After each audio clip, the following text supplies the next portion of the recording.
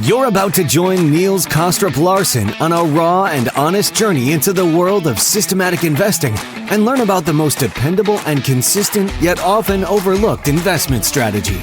Welcome to the Systematic Investor Series.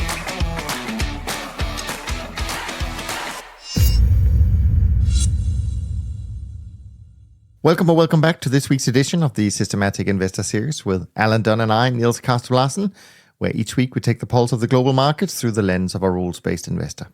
Now, if you're new to the show, I hope that today's episode will trigger your curiosity enough to check out the back catalog and listen to the past episodes that you may have missed, like last week's episode with Jerry, where he revealed how he's now taking a new direction in his trend-following journey that actually may make him less of a classical CTA in terms of delivering non-correlated returns to equities, so you don't want to miss that episode. Also, I would like to encourage you to listen to the midweek episode where Alan had a great conversation with Bilal Hafeez on all things global macro, an episode that contains some non-consensus forecast for sure. And I think Alan and I will touch on this a little bit later in our conversation today, but do go and listen to the full episode when you have a moment. As you know, the aim of the podcast is to inspire you to become the best investor that you can be. We want to be provocative without being polarizing, and we want to challenge consensus narratives and to advocate how you can think critically about investing in an uncertain world and to provide you with a framework and a mindset that we believe is truly robust. Alan, it's always great to see you. How are things in Dublin today? Very good. Yeah, good to see you too. We're recording on Friday. It's winding down for the weekend now soon. So yeah, looking forward to our conversation today. Yeah, I think it's going to be fun. Maybe a little bit more loose, if you can put it that way, because a lot of things are happening today, not least. And since we are recording on a Friday, as you said, the unemployment numbers have just been released. And they are a little bit surprising, I have to say. A strong reading of 528,000 non-farm payroll, an upward revision to last month's numbers, and an unemployment rate at 3.5%. So kind of hard to say if today is going to be very much different from the rest of this week, where it's been pretty mixed in terms of trend-following performance. But it has been a busy week for Fed officials. They've been out talking about and communicating that they don't plan to stop the rate hikes anytime soon. And the market seems to have been maybe getting a little bit ahead of themselves in the last couple of weeks. So today's numbers might actually be more meaningful to set expectations. And as we're speaking, actually, I noticed that the Treasury yield curve inversion has deepened further. I think it's some kind of low now, I think since year 2000. And that is, of course, because the market now prices in again some bigger rate hikes. The 2-10s curve increased to minus 0.42 basis points. Actually, that's probably 42.5 basis points. And that is, of course, that they are expecting now a greater chance of a 75 basis point rate hike next month. It's actually quite interesting to see how the market is almost expecting the Fed to pivot as soon as they see lower inflation number. But let's not forget that back in the 1980s, as far as I recall, it took almost 3 years from the peak in inflation to the Fed starting to lower rates. And to some investors, that may be quite disappointing if rates continue to rise for a while before the unemployment data and the inflation data warrants a Fed that pivots, so to speak. And perhaps we will be a little bit wiser after the central bank gathering in Jackson Hole at the end of the month, titled Reassessing Constraints on the Economy and Policy. But of course, they can't really say anything that will influence our rules-based approach. So, Alan, what's been sort of, I wouldn't say keeping you awake since we last spoke, I hope not, other than your daughter. But what have you been following in terms of economic and markets and stuff like that since we last spoke? Yeah, it's interesting. I think the markets are very much in a seesaw between, as you know, the growth concerns and the inflation concerns, and it's almost like week to week, it's the focus shifts in terms of which dominates. You know, for a number of months there, it was definitely inflation, and it felt like we reached kind of peak inflation hysteria maybe mid-June, after the May release, and at the time it was, I think, the same time, the report came out about the research that Larry Summers had written, saying that actually, the Fed would have to tighten even more than they did in the 1970s and 80s to bring inflation down. And there was a real sense of real fear around inflation. Obviously, since then, we've had another high inflation print, but bonds have been recovering. And, I think the market has shifted away from inflation concerns to growth concerns. And, paradoxically, or maybe surprisingly, that's been positive for equities, but it has coincided with trend corrections and reversals across a number of markets. And the other piece of the puzzle, I think, that is very important is crude oil prices at the moment.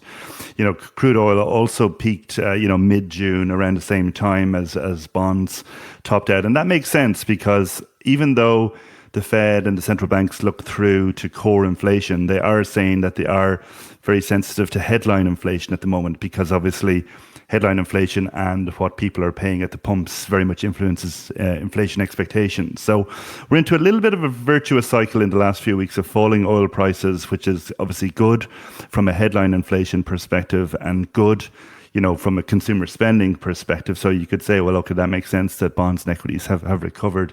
And it also maybe, lessens arguably the need for Fed rate hikes. So I think that's an interesting one that I'm kind of keeping a closer eye on than usual, oil prices.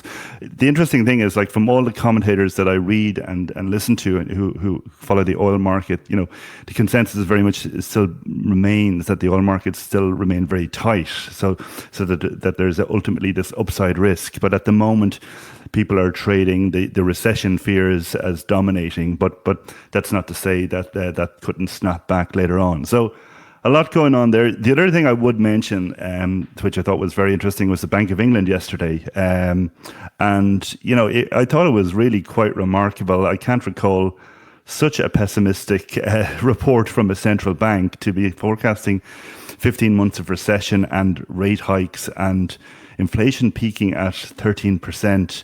I think it's nearly fortunate from their perspective that it's August and people are on holidays, because I think if this was any other time, there would be a lot more focus on this, because I really do think it was such a bleak report.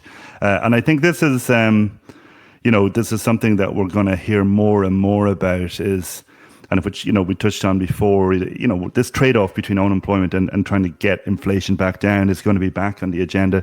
Powell got a little bit of kind of pushback at the press conference the last day, but not a whole amount, and he kind of sidestepped it. But I think it will come back as, if you get inflation down maybe to 4%, will the central banks keep tightening to get it down to 3 or 2 in the face of higher unemployment? I'm not sure about that. So I think the politics around this is going to be really interesting in the months ahead. And certainly if the Bank of England and the UK experience is going to be replicated around the world, it's a pretty pessimistic outlook. It almost sounds, Alan, like you think it was a coincidence that they released all that bad news while people were on holiday. I'm not so sure about that. It seems very well orchestrated to me. If you have to deliver bad news, why don't you do it while people are on the beach somewhere? For sure. But I agree, it is very interesting. And by the way, the 13% inflation rate that they were forecasting, that's not until October. Yeah. I mean, so they see a lot of inflation, at least in Euroland or in Europe, still. And when you look at some of the PPI numbers in particular in Germany, of course, that we is very important to Europeans. I mean, it's crazy numbers, like 35% year on year. So, I mean, the whole thing is I think everything lines up to a very interesting fall. We obviously know that Joe Biden went to Saudi Arabia to get more oil, but as some people have jokingly said in the media, he probably spent more oil on taking Air Force One to Saudi Arabia than what he got from OPEC. So we'll see about that. The deficits in the natural gas situation, where I now hear from several people. And for those of you who listen in Germany, if I'm wrong here, feel free to let me know. But where the authorities are now actively informing people and suggesting people don't take showers, just do a little bit of washing here and there, and it to save energy, and also teaching people how to heat certain things using, I guess, kind of bonfires outside if there's no gas coming this winter. This is scary times. It doesn't feel like 2022 where we should not be in a situation like this in the heart of Europe. So I think anything can really happen going forward. And I think that these sort of long-short strategies, which we'll come to a little bit later because there's some articles that you brought along, I think they will be much better positioned than things that are just long only going into a winter like that. You mentioned oil. Oil is interesting. But I have to say, for me, it's not just oil, it's actually also food prices. I'm a little bit suspicious, I have to say, as to how these two sectors, which are the ones that the Fed openly admit that they don't control, but they're the ones that really sold off very conveniently, of course. I mean, we know about oil, and it seems completely mad to me that the US is releasing so much of their strategic petroleum reserves during this period of time. But we know why they do it. It's politically driven. But I think they're down to just over 50% of their max, which seems crazy in a time where the world is getting more and more intense from a geopolitical point of view. Not least what we're hearing today now after Pelosi left Taiwan and further a further response, let's put it that, from China, which is certainly not easing the tension. So. Yeah, I mean, as we've talked about before, I think one of the things we as investors have lost is the imagination of what markets can do. But unfortunately, I fear that we're going to be reminded of that in the coming year, and in particular during maybe the winter season when it comes to European markets. But we'll see. Yeah. We'll see. I think in the case of the UK, the reason they're forecasting that peak is because the regulated fuel prices, the next round of increases are due to kick in that particular month. So, it's very much related to that.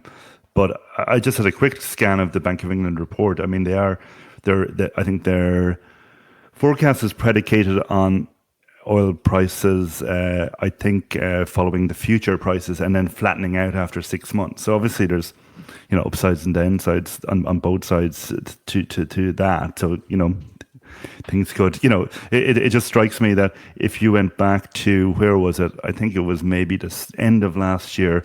I remember Bailey said, we actually think inflation might peak out at 5% in the UK. And that seemed to be a very high number at the time. Now we're up to 13%. You just wonder, ultimately where it can go to. So, as you say, it's you have to kind of, not be anchored to what we've experienced in the past, and keep an open mind. Yeah, exactly. And I'm also surprised to hear how many of these sort of expert economists that are out being very sure about how inflation is going to, many of them said it peaked many months ago. It obviously still hasn't peaked yet. So, so as you rightly say, I mean, how high can it go? Who knows? So it will be interesting. The other thing about, I mean, again, going back to oil, we know it's very tight at the moment. But then, there are certainly discussions about will Europe start to use even more oil, maybe up to another 800,000 barrels a day, because they're shifting away from natural gas over the winter season. We know that the strategic petroleum reserves will come off at some point. That's going to remove about 1 million barrels a day in supply, which, by the way, has to be put back in place at some point. That's actually going to increase demand, you would think. And then you have China, of course. When are they coming fully back, and how much more oil will they be using per day once that happens? So it is a little bit surprising to me that oil has sold off this much, even though I imagine that most long-term trend followers are still long in oil, but maybe not for that much longer. But we'll talk about that a little bit. In terms of a trend following update for the week, actually it looks to me like most trend followers are pretty flat after the first week. Well, obviously Friday today, with the unemployment number being what they were, that could actually be good news if interest rates go up a little bit from here, and maybe the dollar as well. Who knows? But generally speaking, trend followers lost money in July, mainly from fixed income markets, but they've actually been the ones helping out this week by going a little bit lower again with all the Fed speak about them not being finished with hiking rates. And then you had energies. They've been under a lot of pressure still this week. And obviously that is hurting still the long-sided positions in many long-term trend following models, I would imagine. Other sectors have been relatively quiet. Maybe there were some profits in metals to the short side, but the rest, I don't think there was much really to talk about. And and when I had a quick glance at the industry numbers, because they haven't really been updated as of Thursday night yet, but frankly, they were pretty flat. Not very interesting. So nothing has happened really in July so far. I did notice that my own trend barometer had gone up from its incredibly low numbers at the end of July, around 14, I think, or 18, which really confirms that it was a negative month for trend followers in July, but now it's up to 27. It's still pretty weak. So we're not in that environment we were in the first 6 months where it was constantly above 45 and most of the time sort of 55 to 65 range, which is a good area to be in from a trend following point of view. So,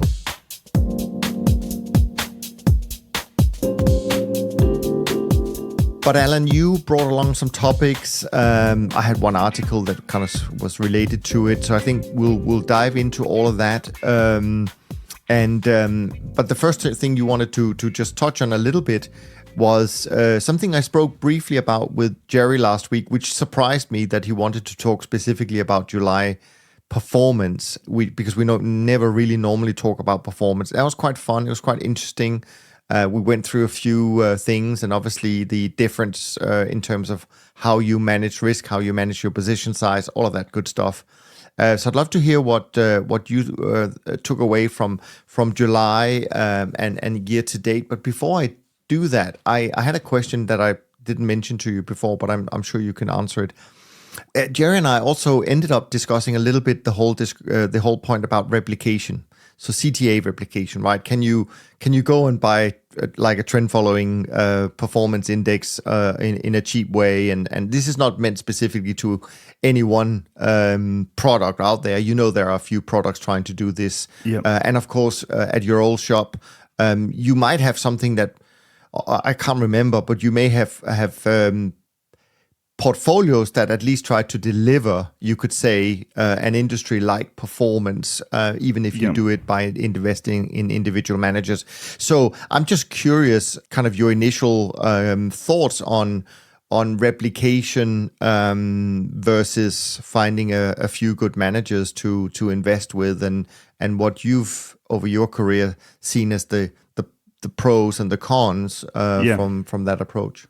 Yeah, I mean, it's interesting. I've been looking at it a little bit more in the last while. I was listening to your conversation with Jerry last week, so I looked at it a little bit more this week. And I know you were talking particularly about the dynamic beta mutual fund. So I think it is. I'm not an expert on replication, so it is very interesting that they can, achieve the performance numbers and replicate the strategies through sophisticated regression analysis. What's interesting to me is I delved in to look at the holdings of that mutual fund, and they're quite. They're not trading that many markets. I think it's 14 markets or so, and maybe 6 of them are fixed income markets. So I was a little bit surprised on that. But that said, I mean, the objective is to replicate the performance of the SocGen CTA index. And I suppose if you think about it, the managers in the SocGen CTA index, I think it's 20 managers. It's large managers. It's a mix of trend and non-trend. The risk allocations will tend to be more heavily focused on the major markets and the financial market. So I think I could see a case for a while it might be easier to replicate that type of performance than a manager who's trading a lot of smaller commodity markets, and that type of manager might be more difficult to replicate. I think, I know you made a comment, you shouldn't shoot for average in performance last week, and I understand where you're coming from. I suppose from taking the other perspective, from having spoken and interacted with lots of clients over the years who've achieve maybe below average results from trying to pick single managers, I can understand why people might just say, well, I'd be happy with the industry type return, like whatever the return is from managed futures or from trend following, and outsource that manager selection either to a multi-manager or a full fund of funds, or if you buy into it, the replication method. So I'm not so, I think from the perspective of an allocator, achieving an average return could be just fine. I can understand why that would be the case, and I think there is, I think the replication strategies are interesting. As I say, I'm surprised the narrow range of contracts, but looking at the performance, it has worked, well relative to the SocGen CTA. So I think it's, it's something to look into. I mean, time will, the big risk is obviously, of a sudden change in the market trends that trend followers respond to, and then the replication strategy is slow in responding to, and that could be just a kind of a one-off event that could skew the results and the returns at some point in the future. We're always saying, we've only one version of history to observe. So just because it hasn't happened yet doesn't mean that it can't happen. So that would be the one kind of concern from my perspective, that I think with that strategy, they look back 60 days to replicate the returns and then the rebalance weekly. So in theory, you could have like a change in trend. Like obviously the yen had a sharp reversal recently. Now it's kind of bounced. Dollar yen has bounced back in the last few days, but something like that would be a little bit of a concern. But I overall, I'd say I have an open mind on it, and I could see some merit to it, but I could see how it might struggle to replicate maybe the performance of certain individual managers, but how it might work at for the broader industry, particularly for kind of high capacity strategies. Yeah, I mean, of course, there were some cheeky comments from my side in that conversation to spice it up a little bit to some extent, but also, I certainly stand by them. And I even stand by the thing about that nobody wants to be average, because when I look at all the work that investors do when they do their due diligence, I can assure you they're not doing it to find average. They're doing it to find the best trend follower they can find. But I do agree with you. Many of them, and that's probably for internal political reasons, would be happy with just getting an industry-like performance, because then that's easy to defend, right? But I don't think that's their aim. Their aim is to obviously do as well as they can. But let's not open that can of worms today.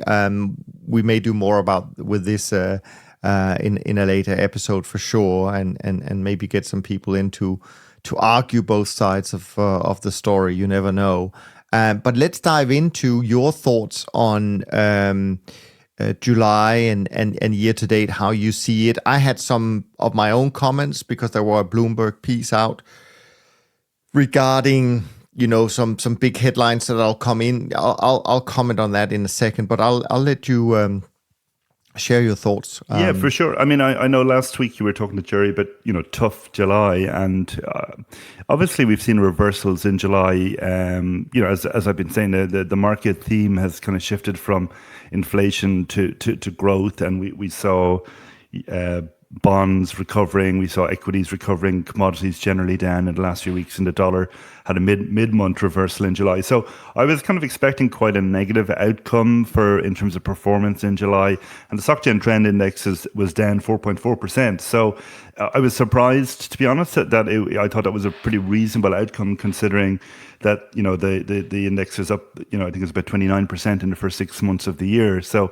it just prompted me to have a little bit of a look in to try and just to see if was there any kind of interesting observations around that, particularly as well because we're obviously in the midst, or we have been in the midst of a bear market. So there does feel like that this rebound feels like what we might have seen in the summer of 2008, and then I wanted to look back to see were there similar kind of recoveries during the kind of 2000 to 2002 period, and how did they look like? And it's interesting when you look back. I would say some parallels with the past for sure. As I mentioned, if you go back to 2008, you might recall there was a rebound in the summer, July, August of 2008. There was a pause, I guess, in the financial crisis before the worst of it was in October, and in that that period, the equities bounced by about 10%, and the SocGen trend index was down about 7-8% in that period. So a little bit more than what we've seen now. And if you go back to the 2002 bear market, there were a couple of rebounds within that. April, May 2001, the S&P bounced by about 14%, and the SocGen trend was down, I think, about 8%. And then in November of that year, November 2001 was a really negative month for trend following. The SocGen trend was down 13.6%. There was a big bond market reversal that month. So it felt like maybe, okay, that the kind of give back this time has been a bit less, certainly relative to that 2002 period.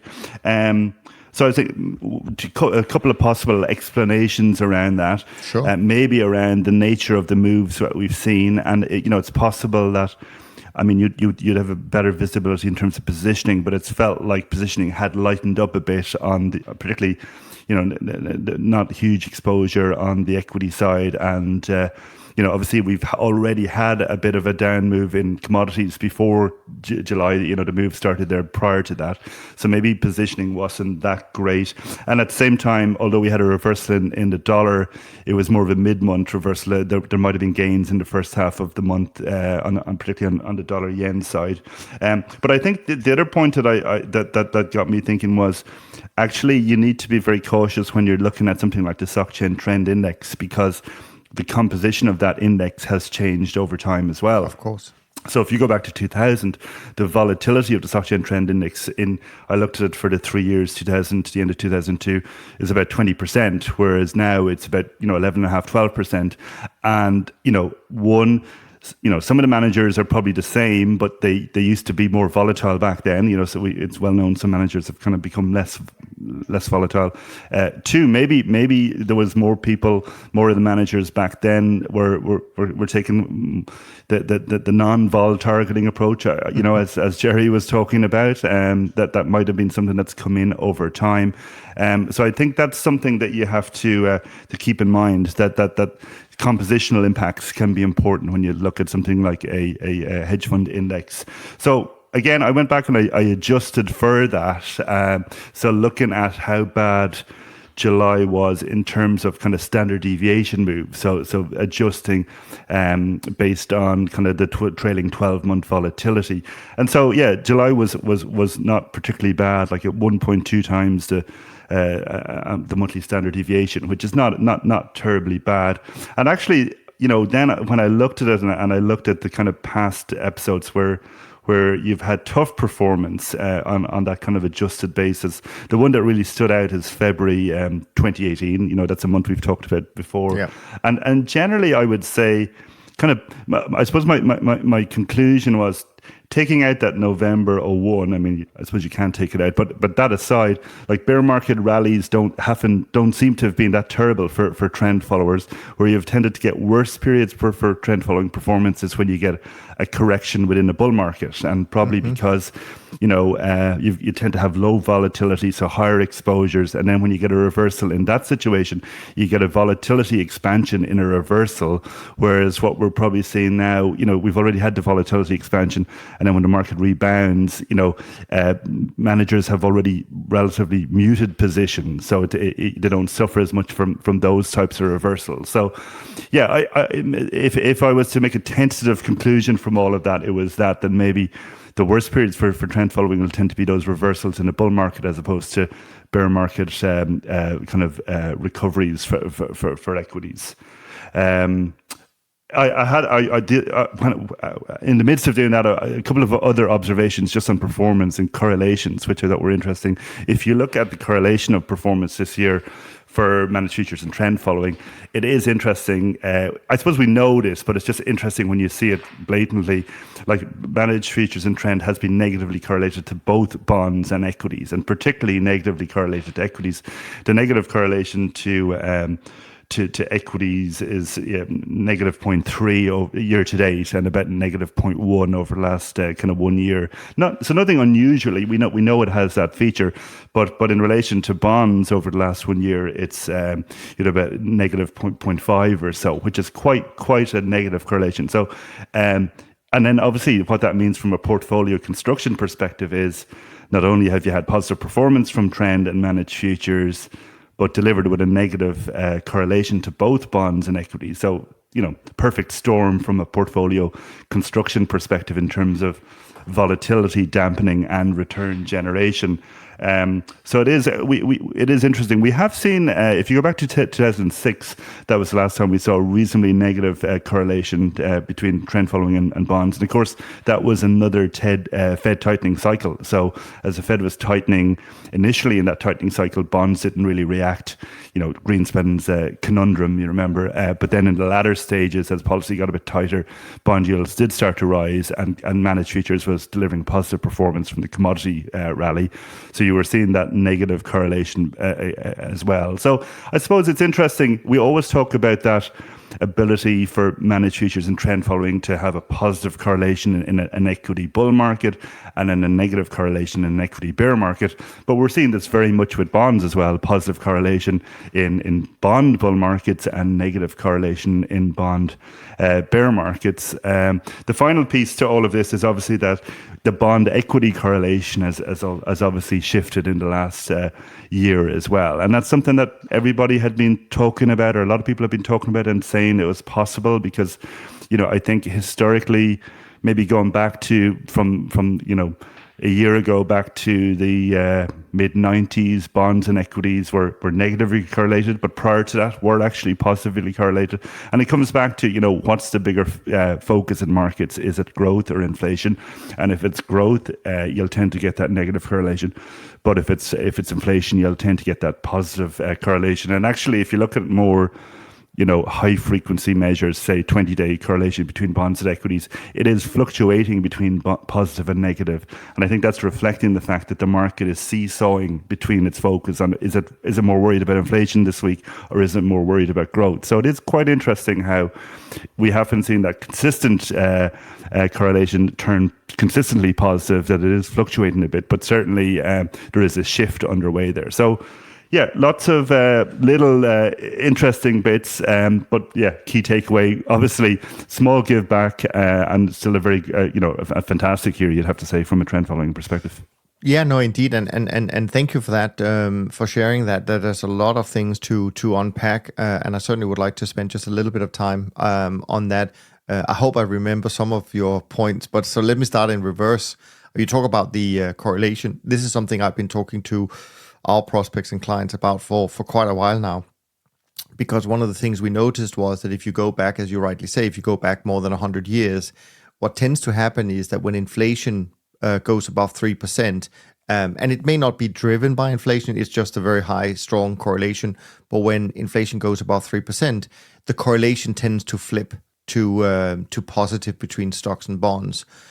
So as you rightly say, if you go back about 100 years, because we used to have much more inflation than what we've had in the last 20 years, 2/3 of the time, there's actually a positive correlation between stocks and bonds. But because we've experienced like a very consistently negative correlation most days between stocks and bonds for the last 20 years, I think a lot of people who frankly have not traded in an environment or invested in an environment where there was inflation, they probably felt that was more normal than not, but it's not true. And this is also why I've been very concerned about how portfolios in general are positioned, because I think that they are expecting a correlation between bonds and equities, which is not the norm, but they think it's the norm. So that's kind of one thing on that. I think also you made some really good points about the whole performance space and why maybe we see more give backs when we come from a equity bull market that has been lasting for a while, and then suddenly you get this big sell-off and reversal, and we know they have been painful. There's been a few painful of those in the last 10 years or so. But I also like your comments about the idea of the give back this time around not having been great, not only because of the fact that it's a bear market rally, but there is this difference without a doubt. I mean, and this is one of the things that I think Jerry and I kind of touched on last week. there is this difference between managers like Jerry who wear the loose pants and don't adjust. Now, I still don't like the word vol targeting because I think that that's not necessarily what people are doing. I prefer dynamic position sizing. I think that's a more accurate description of what we're trying to do. And this is what, this is no doubt about it. I mean, this is what Dunne Capital does. We don't have static positions. And so you're right, there is some of that, and actually I think Jerry made that point last week as well, that maybe one of the reasons why the SocGen CTA index isn't hurt so much is that a lot of the larger managers uses these techniques, and that would also certainly have been different back in the early 2000s, as you mentioned, where maybe returns were more volatile than they are today because of the fact that we've all evolved and we do new things, et cetera, et cetera. But this is also why I think that, the risk management side of what we do, we always like to talk, well, I wouldn't say we do, but many people like to focus on the returns. But let's not forget that I think CTAs and trend followers, first and foremost, we're risk managers. That's the part we feel we have some level of control over. We don't control the returns. We just have to take what the market gives us. But we really do have some input in terms of the way we manage the risk. And I think sometimes that is a little bit forgotten, that we are in fact pretty good at managing risk. So that is an important takeaway as well. You said so many other great things. I've completely forgotten them. That's just how it is when you get older. But I did write down a few notes myself because there came out this Bloomberg article, which of course always happens when there is a quote unquote, usually a negative month in the CTA space, something that these journalists can get into, and not just the journalists, but actually, if I'm being very frank here, I think some of these investment banks like Nomura and JP Morgan, and maybe there were some other ones who were mentioned, they kind of like to voice their opinions. But I think, and the reason why I want to say this is not necessarily just to criticize, right? But I find it concerning that some of these houses come out with statements that are, in my opinion, factually wrong. But they make them sound like, oh, they're in the know. They know exactly what CTAs are doing. So let me read to you some of these headlines from an article in Bloomberg called "Quants Exit 100 Billion of Inflation Bets in Big Market Shifts." And here they quote, for example, JP Morgan and Nomura, and they say fast money traders have just unwound about 100 billion of bearish stock and bond bets, helping the world's biggest markets to recover from the worst first half of in history. Obviously, very dramatic headline. I'm not so sure the CTAs helped do anything, and I'm not sure that 100 billion is very much, even if that number was correct compared to the total volume and in those markets. Then they go on with other things like, in the past month, so-called commodity trading advisors have offloaded big short positions that were built around the idea of soaring inflation, according to analysts conducted by both JP Morgan Chase and Nomura Holdings. Well, we didn't build anything based on inflation. We took positions on because prices moved down. It has nothing to do really with inflation, frankly. And I know people will say, well, they moved down because of inflation. But still, it sounds like we have some kind of, in our model, some kind of link to inflation, but that's not true. And then they go on to say, most of what has happened in recent weeks could be attributed to CTAs. JP Morgan strategist Nicholas, I can't pronounce his last name, said in an interview, CTAs always act as the amplification force. The same way they amplified moves on the way down, they're likely to amplify the moves on the way up. That's a lot of BS, frankly. What's that? They always, amplify these forces. Again, CTAs tend to get in when the trends are very small. They're just started. This is when we get the breakouts. It's not in the middle of the trend. It's not at the end of the trend. That's probably the investment banks and their clients that are realizing they should have been in this trade, right? And vice versa. So I just think it's very unfortunate that we continue to get this kind of commentary. It's not very helpful. It's not very accurate. And then they go on to say, in the biggest reversal since the start of the pandemic, CTAs flipped from short to neutral position in both 10-year US Treasuries and S&P futures. How do they know that? If I look at our positions, we haven't flipped anything in the US 10-year notes and stuff like that. So it's just, anyways, I couldn't help wanting to say a little bit about this because I just think it's a lot of BS and it's not very helpful. Yeah, no, I hadn't seen it. You'd sent it on to me just today. Yeah. I mean, the one thing that stood out for me okay, let's hear right it. At the end, well, nearly at the end, they say, one thing's for sure, trend following strategies are getting harder to implement in the Wall Street whiplash after an unprecedented first half, which, as you say, it sounds very dramatic and, oh my God, it sounds so difficult for trend following, that strategy that's only up 20% plus this year. So it's just, it is interesting how even in a phenomenal year, it can be spun to be a bit something that has worked for 6 months, but it almost certainly won't work again. I had that comment as well written down. I completely forgot about that. And I don't even know what they mean harder to implement. It is as easy to implement today as it was 6 months ago or a year ago. Nothing has changed. I mean, anyways, crazy stuff, but good for us. Then we have something to talk about. But there was another article. There was actually quite a few articles that I really liked. So why don't we focus on that? It was an article that you, I think, pointed me to. By Nick Baltus. I think he's a Goldman Sachs guy, if I don't...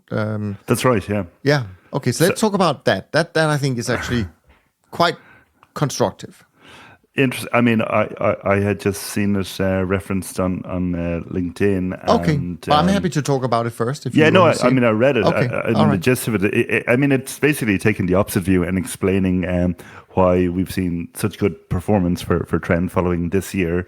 And inflation is a big part of the story. And Nick also goes on to talk about, some of the reasons why we're seeing better performance now versus, why it had been a tough in the 2010s, which is something we've talked about here a number of times before. So yeah, what was your takeaways? Well, yeah, no, exactly. So there are two key takeaways from me. So one is that he talks about, well, essentially what he's trying to say, as I understand it, is, well, this time may be different. And there's a reason why you want to have an allocation to CTAs this time around, and it's not going to disappoint you the way it may have done in the 2010s, et cetera, et cetera. So he goes into that, and as you rightly say, lots of us have talked about the 2010s as this lost decade. Some people say it's a lost decade. Well, we still did pretty well on our side, so I wouldn't call it a lost decade. But I know the industry had a 5-year stint from 15 to end of 19 where there were no returns. So I acknowledge that, and that's fine. Now, what he does is actually confirm, based on their research, he kind of confirms what we've always been saying, and that is that during that period of time, first of all, people can just look at the commodity CRB index, and actually it was completely stuck in a small range for those 4.5 years. That's a good way of visualizing why it may have been difficult. But what he goes on to say is that market across asset classes were less frequently in trendy mode. Completely agree. That's confirmed by my own trend barometer. So I completely agree with that. He also says that even if they were in a trendy mode, the average size of the moves were somewhat muted. Okay, completely agree with that.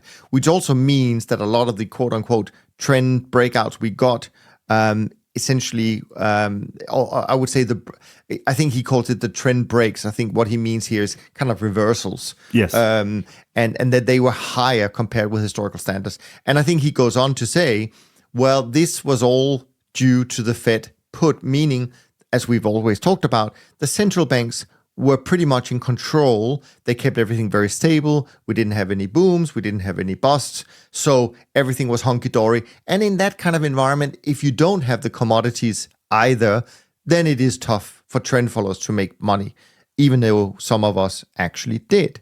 But then he goes on and he concludes by saying, and I'm quoting now, that period is seemingly over. Central bank hawkishness of tone and action has replaced the Fed put as inflation has taken over for good. This time seems different. And I think that is a very upbeat assessment, and it's very much in line with my own view.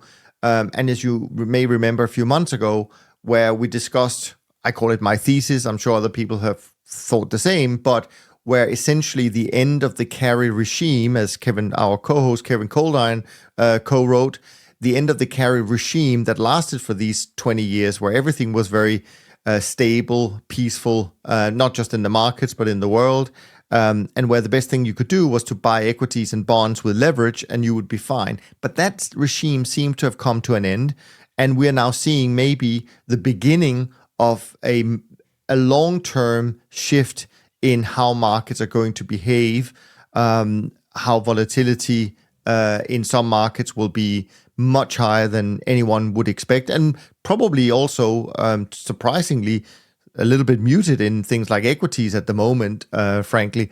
But anyways, so I really like Nick's piece, I have to say, in the Financial Times, and of course his conclusions are very much aligned with our views. And if people like Goldman Sachs can convince some more institutional investors to see this as an opportunity for them to fully diversify or properly diversify their portfolios by including trend-following strategies, then that is a very good thing, because they may not be swayed by you and I, Alan, when we talk about it every week. But if Goldman Sachs does, who knows? Maybe we get an answer there. Absolutely. And I fully agree with everything that Nick wrote in his article and his explanations, and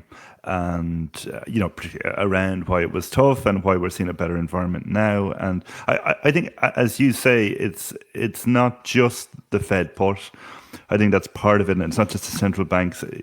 It's and I think this is a good segue into some of the other pieces. It's globalization, isn't it? It's all of this like that. Yeah. It's if you look at the underlying fundamentals, there was less volatility in that decade. There was less volatility in GDP and in inflation.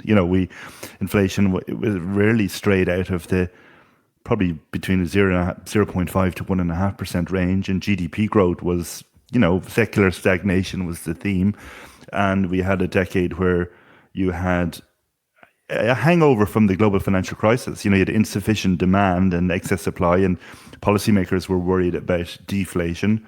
Now you've got excess demand and insufficient supply, and policymakers are worried about inflation. So from a macro perspective, it's the mirror opposite, it's the opposite macro scenario. So the Fed put as part of it, the quantitative easing, quantitative tightening. I was looking at this recently. If you think of all of the ingredients that might be good for directional and macro trading, and compare this decade versus the last decade. So you've had, you had low inflation back then. You've got high inflation and more variable inflation. You had low growth. Now you've got high and more uncertain growth. You had globalization. Now you have deglobalization. You had commodity markets that were kind of flat to down for a decade. Now you've got commodity markets that were bursting higher, but now correcting. You've got divergences across the economic cycle, where back then everything went up and down at the same pace. You've got divergences in interest rates. You've got China, Japan stuck at, easing, the US tightening.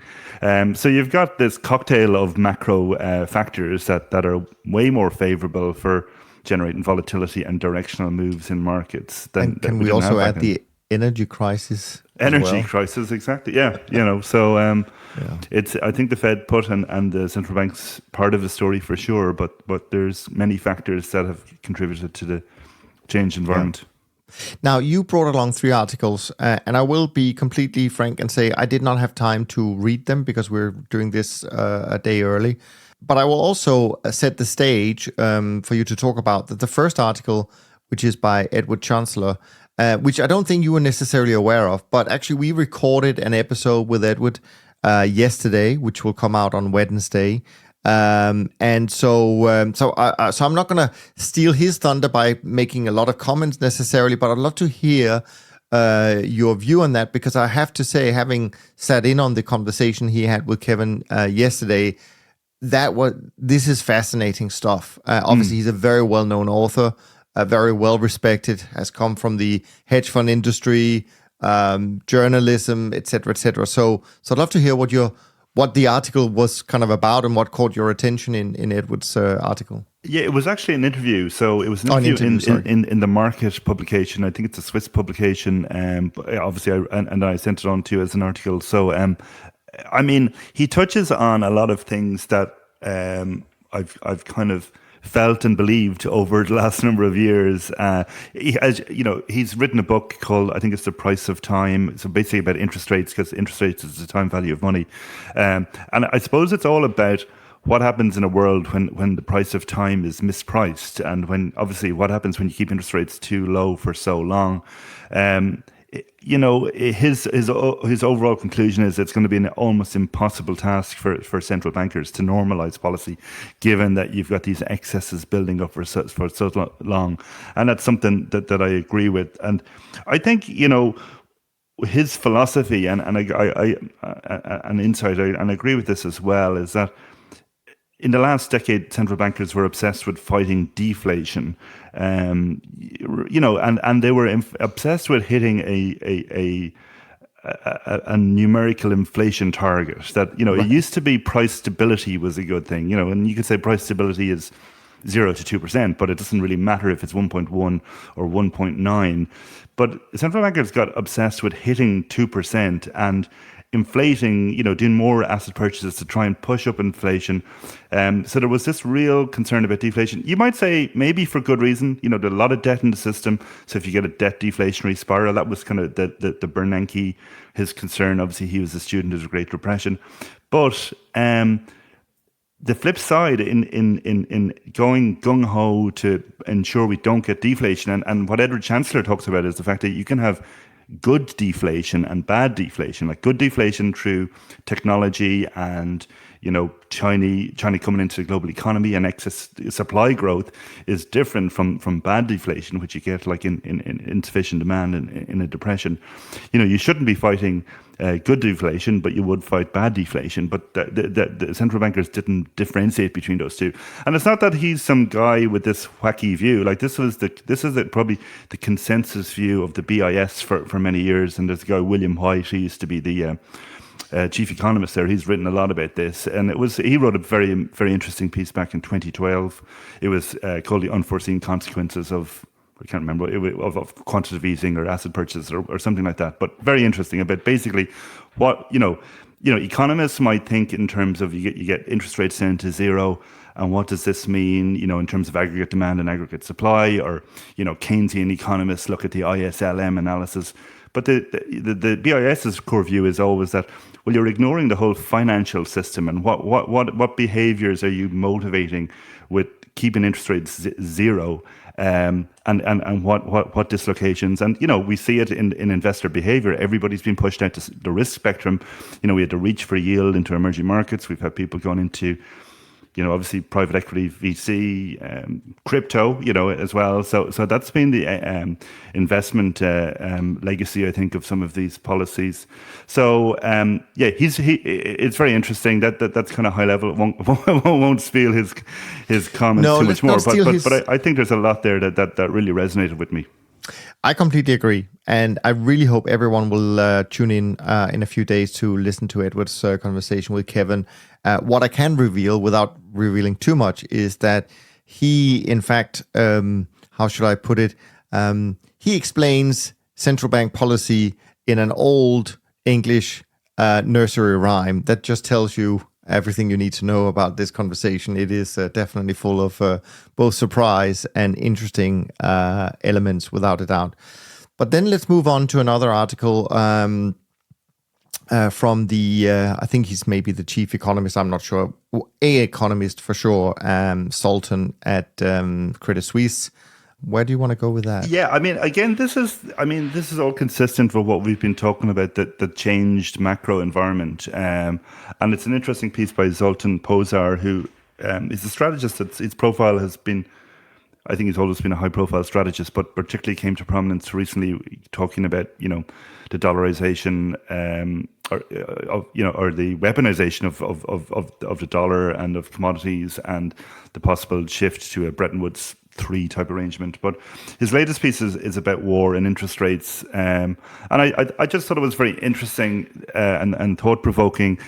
he talks about how, the consensus is that inflation is peaking, and central bank we've reached peaked central bank hawkishness as well, and it's kind of all predicated on this conventional economic analysis of the economy is going to turn down, and obviously that's going to weigh inflation, and that will allow the Fed to pivot, and that's kind of fine in terms of a normal economic analysis, but that kind of ignores the geopolitical risks and the risks that you get further supply side disruptions, which I think is a very valid point. We don't know what may come in the future. Yet we've had the shock of Russia and Ukraine, but the market kind of prices that shock and then assumes, well, we just don't know what's the likelihood of another shock like that, so we kind of ignore that risk, I think. So I think the market is ignoring, in his perspective, that we may see an ongoing supply side challenge and that we're into a war economy.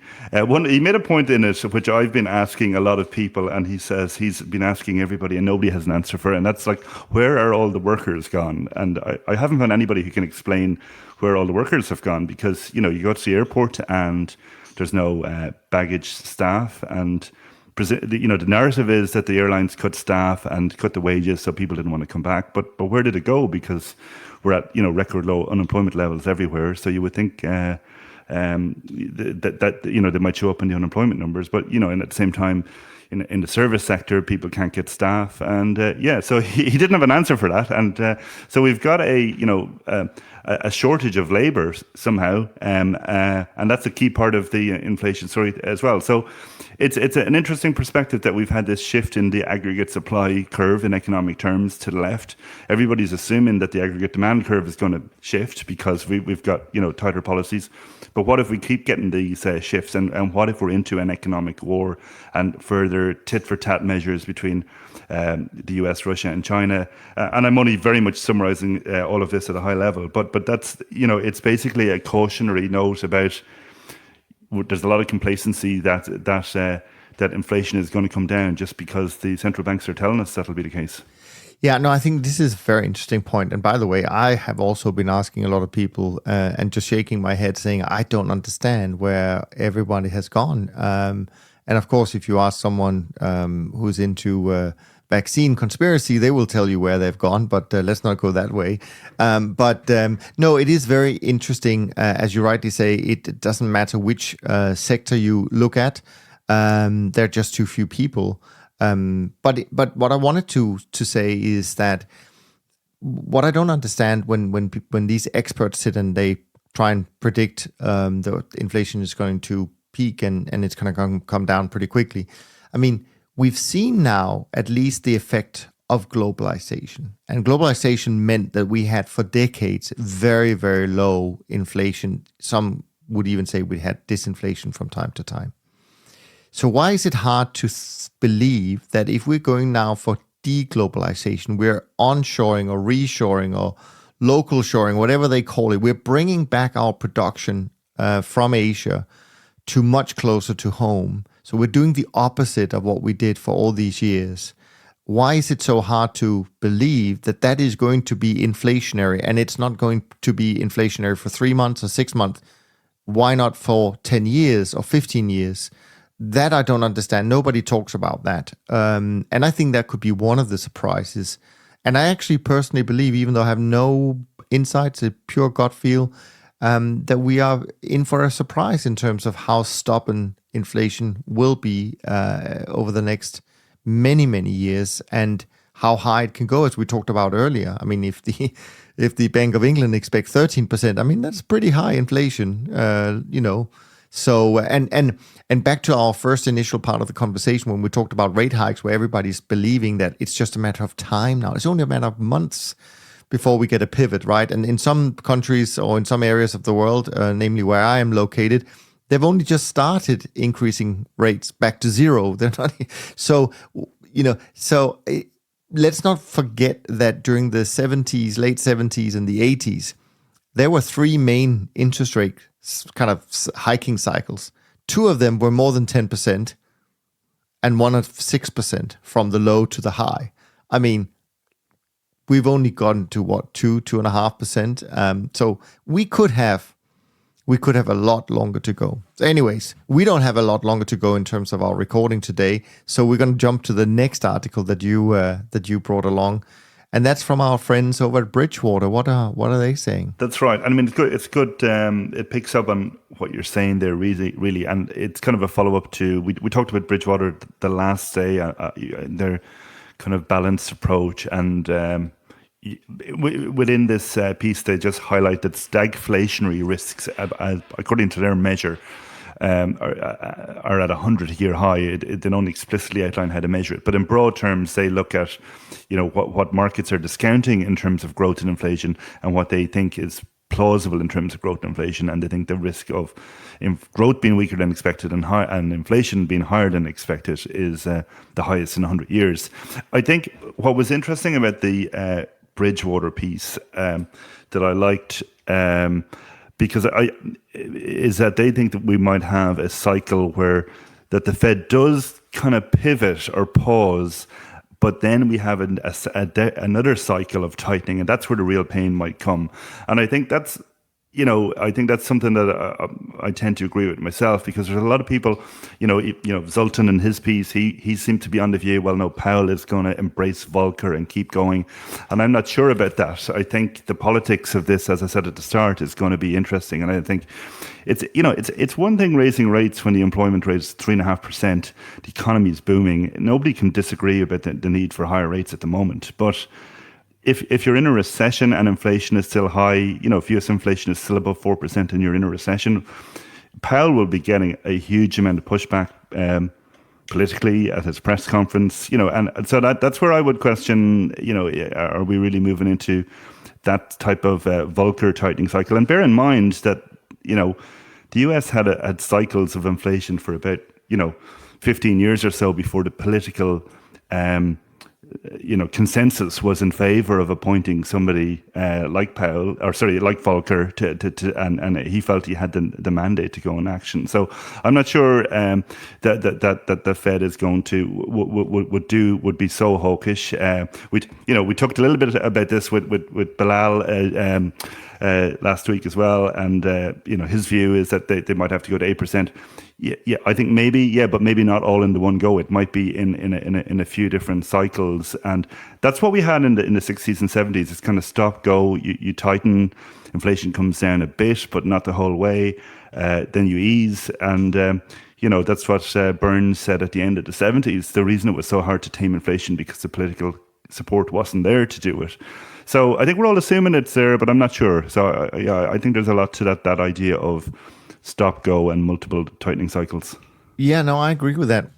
I want to throw in a fun little point here. A lot of people kind of always talk about the, Volcker being the hero, right? And Arthur Burns being the villain because, yes.